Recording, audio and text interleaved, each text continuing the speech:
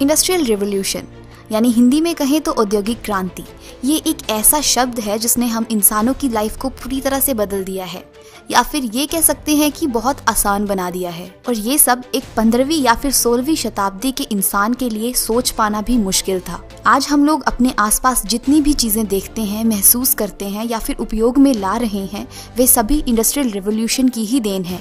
आज हमारे पास कम्युनिकेशन करने के लिए मोबाइल फोन्स हैं, ट्रैवल करने के लिए एयरप्लेन्स हैं, कंप्यूटर सिस्टम्स हैं, यहाँ तक कि आर्टिफिशियल इंटेलिजेंस है।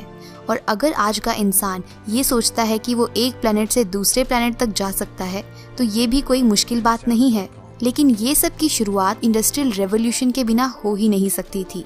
सो गाइज, लेट्स इमेजिन कि आप अपने डेली रूटीन की तरह जैसे अपने बेड पर रात को सोते हो वैसे आराम से सो गए हो, और सुबह आप जैसे ही उठते हो तो आप एक बहुत ही डिफरेंट सा एक्सपीरियंस करते हो, जिसमें ना तो आपके पास अब कम्युनिकेट करने के लिए अपना मोबाइल फ़ोन है, ना ही ट्रांसपोर्ट के लिए कोई बस या फिर ट्रेन है, और ना ही आपके आसपास कोई मॉल या फिर शोरूम है जहाँ से आप अपने लिए कोई कपड़े या फिर अपने जूते कोई भी चीज़ खरीद सकते हो।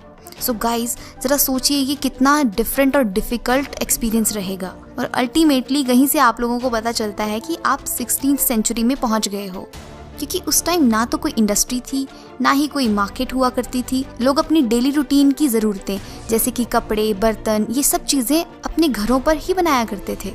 ना ही उस समय ज़्यादा ट्रेड किया जाता था क्योंकि ट्रांसपोर्टेशन ही नहीं थी, और जो थोड़ा बहुत व्यापार किया भी जाता था वो बस बड़े बड़े राजा महाराजा किन्हीं दूसरे देशों से कुछ चीज़ें, कुछ मसाले या फिर कोई कपड़ा, ये सब मंगवा लिया करते थे। लेकिन एक आम आदमी के लिए ये सब चीज़ें कर पाना बहुत ही मुश्किल था। तो फिर 1760 से लेकर 1820 तक के इस टाइम पीरियड में इंग्लैंड में ऐसा क्या हुआ कि वहाँ पर इंडस्ट्रियल रेवोल्यूशन ही हो गया। मतलब कि वहाँ पर इंडस्ट्रीज की इतनी ज़्यादा डेवलपमेंट हुई कि वहाँ की काया ही पलट हो गई। जी हाँ, इंडस्ट्रियल रेवोल्यूशन की शुरुआत इंग्लैंड से हुई थी। लेकिन सोचने वाली बात यह है कि वाई इंग्लैंड? वर्ल्ड की किसी भी और कंट्री से हो सकती थी, इंडिया से हो सकती थी, लेकिन नहीं हुई, क्योंकि इसके पीछे बहुत से फैक्टर्स रिस्पॉन्सिबल थे जो कि इंग्लैंड के फेवर में थे इंडस्ट्रियल रेवोल्यूशन लाने के लिए। तो उन सभी फैक्टर्स और रीजंस के ऊपर डिस्कस करने से पहले ये बात जानते हैं कि इंडस्ट्रियल रेवोल्यूशन टर्म कहाँ से आई। इंडस्ट्रियल रेवोल्यूशन, ये टर्म सबसे पहले यूरोपियन स्कॉलर्स जॉर्ज माइकलेट ने फ्रांस में और फ्रेडरिच एंगल्स ने जर्मनी में यूज़ की थी, और उन्होंने इस टर्म का यूज़ 1760 से लेकर 1820 के बीच में इंग्लैंड में जितनी भी इंडस्ट्रियल डेवलपमेंट हुई थी उसे डिस्क्राइब करने के लिए किया था। ये रिवॉल्यूशन इंग्लैंड से ज़रूर शुरू हुआ था, लेकिन देखते ही पूरे यूरोप में फैल गया और साथ ही साथ यूएसए में भी। इस रेवोल्यूशन ने इन सभी देशों की सोसाइटी पर तो इफेक्ट डाला ही, लेकिन देखते ही देखते इसने वहाँ की इकोनॉमी को भी बिल्कुल बदल कर रख दिया, और फिर पूरे विश्व की। तो चलिए बात करते हैं अभी उन सभी कारणों के बारे में जिनसे हमें ये पता चलेगा कि इंडस्ट्रियल रेवोल्यूशन की शुरुआत इंग्लैंड से ही क्यों हुई थी।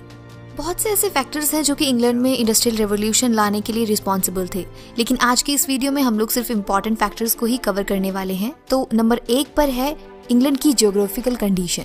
मैप पर देखा जाए तो इंग्लैंड कुछ इस तरह से दिखाई देता है। इट मीन्स आप लोग आसानी से ये चीज़ देख सकते हैं कि इंग्लैंड पूरी तरह से पानी से घिरा हुआ है।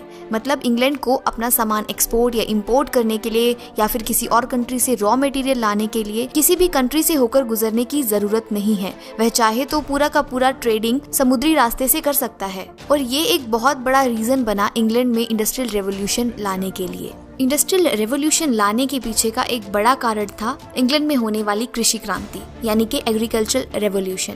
जी हाँ, इंग्लैंड में 17th सेंचुरी में एग्रीकल्चरल रेवोल्यूशन भी आया था। एग्रीकल्चरल रेवोल्यूशन का मतलब है कि किसी भी जगह पर वहाँ की जो एग्रीकल्चरल प्रोडक्टिविटी है उसमें मैसिव इंक्रीज का आना। तो इंग्लैंड में कुछ ऐसा ही हो गया था। वहाँ के किसानों के पास बहुत ज्यादा सरप्लस अनाज था। किसानों ने खेती के लिए बहुत सी टेक्निक्स निकाली थी, क्रॉप रोटेशन स्टार्ट करी थी और बहुत से मैकेनिकल इंस्ट्रूमेंट्स यूज करने लगे थे। क्योंकि अब इंग्लैंड में कृषि क्रांति हो चुकी थी तो लोगों के पास अनाज तो भरपूर मात्रा में था ही, और साथ ही साथ अब लोगों का जो झुकाव था वो कृषि से हटकर बाकी दूसरे कामों की तरफ ज्यादा बढ़ने लगा था। वहाँ के लोग सिलाई, बुनाई और कपड़े वगैरह बनाकर बेचने लगे थे। धीरे धीरे वहाँ पर ट्रेडिंग की जो एक नई प्रथा थी वो शुरू होने लगी थी। सो लोगों की सोच में इस तरह धीरे धीरे जो परिवर्तन आया ट्रेडिंग को लेकर, वह भी इंग्लैंड में इंडस्ट्रियल रेवोल्यूशन लाने के लिए एक बहुत बड़ा कारण बना। तीसरा और एक बहुत ही इम्पॉर्टेंट कारण था कॉलोनियल पोजेशन। ब्रिटेन एक ऐसी कंट्री थी जिसने कि पूरी दुनिया भर में बहुत सी कंट्रीज पर अपना कब्जा करके रखा था और भारत भी उनमें से एक था। गाइज वी ऑल नो कि कोई भी इंडस्ट्री चलाने के लिए रॉ मटेरियल की जरूरत तो पड़ती ही है। तो ब्रिटेन क्या करता था, इन सभी कॉलोनीज से रॉ मटेरियल बहुत ही सस्ते दामों पर खरीद लेता था और बाद में अपने देश ले जाकर इंडस्ट्रीज में उनसे सामान तैयार करके पूरे विश्व में बेच देता था। इससे ब्रिटेन को बहुत ज्यादा फायदा हो रहा था क्योंकि वह बहुत सस्ते दामों पर रॉ मटेरियल खरीद रहा था और बाद में उससे सामान बनाकर वह उन्हें बहुत ही उच्च दामों पर बेच रहा था। फॉर एग्जाम्पल, इंडिया में कपास की खेती बहुत ज्यादा की जाती थी। इंडिया से कपास को बहुत कम दामों पर खरीद लिया जाता था और बाद में ब्रिटेन में टेक्सटाइल इंडस्ट्री में उसका कपड़ा तैयार करके वापस इंडिया में ही बेचा जाता था। सो इस तरह से कॉलोनियल पोजीशन इंग्लैंड में इंडस्ट्रियल रेवोल्यूशन लाने के लिए एक बहुत ही इम्पोर्टेंट रोल प्ले करता है। अगला और एक बहुत इंपॉर्टेंट पॉइंट है the enterprising spirit of British entrepreneurs. मतलब इंग्लैंड के लोगों में व्यापार करने की बस एक होड़ सी लग गई थी। वह लोग ज्यादा से ज्यादा मुनाफा कमाना चाहते थे क्योंकि वहाँ पे कैपिटलिज्म था, तो व्यापार में सरकार का ज्यादा दखल नहीं हुआ करता था। लोग एक खुली प्रतिस्पर्धा में थे और व्यापारी ज्यादा से ज्यादा मुनाफा कमाने के लिए तत्पर रहते थे। हर कोई नए से नए आइडियाज निकालना चाहता था, नई टेक्नोलॉजी डेवलप करना चाहता था जिससे कि वे ज्यादा से ज्यादा प्रोडक्टिविटी को बढ़ा सके और ज्यादा मुनाफा कमा सके। अब क्योंकि ब्रिटेन की जो पॉपुलेशन थी वो बहुत ज्यादा नहीं थी, इसलिए वहाँ पर मजदूर कम मिलते थे और कम मजदूर होने की वजह से मजदूरी बहुत ज्यादा देनी पड़ती थी। इसलिए वहाँ के व्यापारी चाहते थे ज्यादा से ज्यादा मशीनों को इन्वेंट किया जाए जिससे कि उनका काम आसानी से हो सके और जहाँ उन्हें 10 मजदूर रखने पड़ते हैं वहाँ उनका काम एक ही मशीन से हो जाए। और इसी तरह शुरुआत हुई ब्रिटेन में होने वाली इन्वेंशंस की। ये वो समय था जब ब्रिटेन में दर्जनों आविष्कार हुए और इन सभी आविष्कारों ने मान लो इंडस्ट्रियल रेवोल्यूशन को पंख ही लगा दिए हों। तो अब हम डिस्कस करेंगे इन सभी इन्वेंशंस के बारे में जिनके बिना इंडस्ट्रियल रेवोल्यूशन हो पाना शायद नामुमकिन ही था। साइंटिफिक इन्वेंशंस इंडस्ट्रियल रेवोल्यूशन का प्राइमरी कॉज कही जाती हैं और इनकी शुरुआत हुई थी टेक्सटाइल इंडस्ट्री से। सबसे पहले टेक्सटाइल इंडस्ट्री में ही मैकेनाइजेशन की गई थी। इससे पहले टेक्सटाइल इंडस्ट्री में स्पिनिंग प्रोसेस को यूज किया जाता था जो कि बहुत ही स्लो प्रोसेस था। लेकिन 1733 में के ने फ्लाइंग शटल को इन्वेंट किया एंड देन 1764 में हारग्रेव्स ने स्पिनिंग जेनी को इन्वेंट किया जो कि एक ही टाइम पर 8 थ्रेड्स को स्पिन कर सकती थी। सो ये सब तो थी टेक्सटाइल इंडस्ट्री में होने वाली अर्ली इन्वेंशंस। अब बात करते हैं इंग्लैंड में होने वाली सबसे बड़ी इन्वेंशन की जिसका फायदा उन्हें इंडस्ट्री से लेकर ट्रांसपोर्ट हर फील्ड में हुआ। तो वो इन्वेंशन थी स्टीम इंजन की। Guys we all know about steam engine. Steam engine की इन्वेंशन जेम्स वॉट ने 1765 में की थी। अब जैसे जैसे मशीनरी की डेवलपमेंट हो रही थी उसे चलाने के लिए पावर की भी जरूरत थी, तो उसके लिए प्रैक्टिकल सोल्यूशन दिया जेम्स वॉट ने। स्टीम इंजन का सबसे पहला प्रैक्टिकल एप्लीकेशन जेम्स वॉट ने 1765 में किया था। स्टीम इंजन की इन्वेंशन ने इंडस्ट्री के साथ साथ ट्रांसपोर्ट में भी बहुत सहायता की। अगर बात की जाए वाटर ट्रांसपोर्टेशन की तो अब शिप्स में स्टीम इंजन्स का यूज किया जाने लगा था जिससे कि शिप्स की स्पीड काफी बढ़ गई थी और अब उन्हें मैनुअली भी नहीं चलाना पड़ता था। इस तरह से स्टीम इंजन ने ट्रांसपोर्टेशन में भी बहुत ज्यादा हेल्प करी थी। लेकिन रोड ट्रांसपोर्टेशन की हालत अभी भी खराब ही थी। 17th सेंचुरी तक सड़कों की हालत बहुत खस्ता थी, लेकिन 18th सेंचुरी में जॉन मैकडम ने पहली बार एक हार्ड सरफेस की सड़क तैयार की जिसमें उन्होंने टार का इस्तेमाल किया था। लेकिन ट्रांसपोर्टेशन के लिए अभी भी घुड़सवारी का ही इस्तेमाल किया जा सकता था। और अब रोल आता है कोयला और लोहे का। किसी भी इंडस्ट्री को चलाने के लिए कोयला और लोहा एक बहुत ही महत्वपूर्ण भूमिका अदा करते हैं और इंग्लैंड इस केस में भी बहुत लकी था। इंग्लैंड में कोयला और लोहा काफी अच्छी मात्रा में पाया जाता था और इजीली मिल भी जाता था, इसलिए लोगों ने धीरे धीरे लोहे को प्योरीफाई करने की टेक्निक्स खोज ली और एक बहुत ही अच्छे ग्रेड का लोहा अब नई प्रकार की मशीनरी बनाने के लिए अवेलेबल था और धीरे धीरे लकड़ी से बनी मशीनरी अब लोहे की बनी नई मशीनरी से रिप्लेस होने लगी थी और अब लोहे का इस्तेमाल रेल बनाने में भी किया जाने लगा था और धीरे धीरे लकड़ी की शिप्स को लोहे की शिप्स ने रिप्लेस कर दिया था। और इसी तरह लोहे की जो इंट्रोडक्शन थी उसने ट्रांसपोर्ट की कंडीशन को बहुत अधिक बेहतर कर दिया था। सो अब ट्रांसपोर्ट की कंडीशन तो ऑलमोस्ट सुधर ही गई थी, लेकिन इंडस्ट्रीज की डेवलपमेंट के लिए कम्युनिकेशन भी बहुत इंपॉर्टेंट चीज थी। पुराने समय में कम्युनिकेशन के लिए कबूतरों का इस्तेमाल किया जाता था, लेकिन 19th सेंचुरी में इलेक्ट्रिक टेलीग्राफ की खोज हुई और इलेक्ट्रिक टेलीग्राफ की इन्वेंशन फेराडे, वोल्टा, एम्पियर और फ्रैंकलिन द्वारा की गई रिसर्चेज पर बेस्ड थी। टेलीग्राफिक इंस्ट्रूमेंट्स 1845 के आते आते वाइडली इंस्टॉल्ड हो चुके थे। 1866 में अमेरिका से एक केबल अटलांटिक ओशन से होते हुए यूरोप तक लाई गई थी और 19th सेंचुरी के एंड तक पूरी दुनिया के most important commercial centres telegraphic communication से कनेक्ट हो चुके थे। और इसी के साथ साथ 1875 में यूनिवर्सल पोस्टल यूनियन को भी अडॉप्ट कर लिया गया था और इसके बाद 1876 में ग्राहम बेल ने टेलीफोन की इन्वेंशन की, जो कि कम्युनिकेशन की फील्ड में एक बहुत बड़ी खोज मानी जाती है। सो गाइज, ये सब तो थे मोस्ट इम्पॉर्टेंट इन्वेंशंस जो कि उस टाइम में हुए थे और इंडस्ट्रियल रेवोल्यूशन लाने के लिए बहुत हद तक रिस्पॉन्सिबल थे। एंड आई थिंक अभी तक आप लोगों को अच्छे से समझ आ गया होगा कि इंग्लैंड में ही क्यों हुआ था इंडस्ट्रियल रेवोल्यूशन। एंड अब हम लोग बात करेंगे इंडस्ट्रियल रेवोल्यूशन के मेरिट्स और डिमेरिट्स के बारे में। सबसे पहले बात करते हैं मेरिट्स के बारे में। तो नंबर 1 पर है अर्बनाइजेशन। तो सबसे पहले बात करते हैं अर्बनाइजेशन की। इंडस्ट्रियल रेवोल्यूशन ने अर्बनाइजेशन में बहुत ज्यादा हेल्प करी। इंग्लैंड की बड़ी बड़ी सिटीज मैनचेस्टर, बर्मिंघम इस इंडस्ट्रियल रेवोल्यूशन की ही देन है।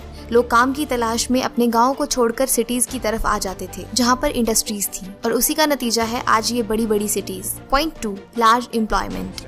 इंडस्ट्रियल रेवोल्यूशन ने लोगों को काम दिया। एम्प्लॉयमेंट बहुत हद तक बढ़ चुकी थी। आदमियों के साथ साथ अब औरतें भी काम करने लगी थी, लेकिन इस फील्ड में औरतों और बच्चों के साथ काफी ज्यादा शोषण भी हुआ करता था। Point 3, machinery. इंडस्ट्रियल रेवोल्यूशन के समय में मशीनरी की बहुत ज्यादा इन्वेंशंस हुई, जिससे कि गुड्स की प्रोडक्टिविटी में बहुत ज्यादा इंक्रीमेंट हुआ था, जिसने की बाद में इंग्लैंड को डेवलप होने के लिए बहुत ज्यादा हेल्प की। ये इंडस्ट्रियल रेवोल्यूशन की ही देन है कि आज इंग्लैंड और यूरोप की बहुत सारी कंट्रीज डेवलप्ड हैं। अब बात करते हैं डिमेरिट्स के बारे में। Number 1, new social problems. Industrial revolution ने बड़ी सिटीज को तो जन्म दिया था, लेकिन उसी के साथ साथ बहुत सी सोशल प्रॉब्लम्स भी क्रिएट हो गई थी। लोग काम के लिए सिटीज की तरफ भागते थे, लेकिन सिटीज में उन्हें अकोमोडेशन की प्रॉब्लम हुआ करती थी। इसी के साथ साथ हेल्थ और सफाई से रिलेटेड फैसिलिटीज भी उन्हें नहीं मिलती थी। औरतों और बच्चों को आदमियों के कंपैरिजन में कम मजदूरी देनी पड़ती थी, इसलिए उद्योगपति ज्यादा से ज्यादा बच्चों और औरतों को मजदूरी देते थे, जिससे कि वे कम पैसों में ज्यादा से ज्यादा काम ले सकें। औरतों और बच्चों से 12 से 14 घंटों तक भी काम करवाया जाता था और उन्हें मजदूरी बहुत कम दी जाती थी। Number 2, capitalism. इंडस्ट्रियल रेवोल्यूशन ने जहाँ फैक्ट्री सिस्टम को इंट्रोड्यूस किया था, वहीं पर कैपिटलाइजेशन एक बहुत बड़ी प्रॉब्लम बन गई थी। सारा का सारा पैसा सिर्फ उद्योगपतियों के हाथों में ही रह जाता था। जी जान से मेहनत करने वाले मजदूर को बस मजदूरी ही दी जाती थी और सारा मुनाफा बस उद्योगपति के पास ही रहता था। इसलिए मजदूरों की स्थिति लगातार नीचे गिरती जा रही थी। Point 3, growth of colonialism. Industrial revolution ने कॉलोनियलिज्म को बहुत ज्यादा बढ़ावा दिया। जैसा कि इस वीडियो में हम लोग पहले भी डिस्कस कर चुके हैं कि ब्रिटेन अपनी कॉलोनी से अपने देश में रॉ मटेरियल इंपोर्ट करता था और इसी के साथ साथ ये कॉलोनीज ही ब्रिटेन के लिए एक बहुत अच्छी मार्केट थी अपनी कंट्री में बनाए हुए सामान को बेचने के लिए। और इसीलिए इंडस्ट्रियलिज्म के साथ साथ इंपीरियलिज्म और कॉलोनियलिज्म को बहुत ज्यादा बढ़ावा मिला। तो ये तो थे औद्योगिक क्रांति के मेरिट्स और डिमेरिट्स। अब बात करते हैं कि इसी औद्योगिक क्रांति का भारत पर क्या असर हुआ था। सो गाइज, हम लोग ये बात कह सकते हैं कि जिस तरह से औद्योगिक क्रांति इंग्लैंड के लिए एक वरदान साबित हुई थी, वहीं भारत के लिए ये औद्योगिक क्रांति एक अभिशाप से कम नहीं थी। जी हाँ, प्राचीन समय में भारत एक बहुत ही संपन्न देश था। पूरी दुनिया के देश भारत के साथ व्यापार करने के लिए होड़ में रहते थे। भारत में अनाज, धन दौलत और कला की कोई कमी नहीं थी। भारत के कारीगरों द्वारा बनाया गया मखमल और रेशम का कपड़ा पूरे विश्व में विख्यात था। यहाँ तक कि इंग्लैंड में भी इसे बहुत ज्यादा पसंद किया जाता था और भारत से व्यापार करने के लिए ही 1600 ईस्वी में ईस्ट इंडिया कंपनी की स्थापना इंग्लैंड में हुई थी। ये कंपनी इंडिया में बना हुआ माल इंग्लैंड में बेचा करती थी, लेकिन जैसे ही धीरे धीरे इंग्लैंड में औद्योगिक क्रांति हुई, वहाँ पर थोक में माल तैयार होने लगा, जिसकी कीमत भारत में बने हुए माल की कंपैरिजन में बहुत कम हुआ करती थी। इंग्लैंड में जहाँ बड़ी बड़ी इंडस्ट्रीज और कारखाने खुलने लगे थे, वहीं भारत में छोटे छोटे कारीगर हुआ करते थे, जो कि इंग्लैंड की मशीनरी के आगे टिक नहीं पाए और धीरे धीरे सभी कारीगरों का काम ठप होने लगा। यहाँ तक कि भारत से जो भी सामान इंग्लैंड भेजा जाता था, उस पर भारी मात्रा में ड्यूटी लगाई जाती थी, ताकि इंग्लैंड में उस सामान की बहुत कम बिक्री हो, जिसके परिणाम स्वरूप भारत के कारीगर भूखे मरने लगे।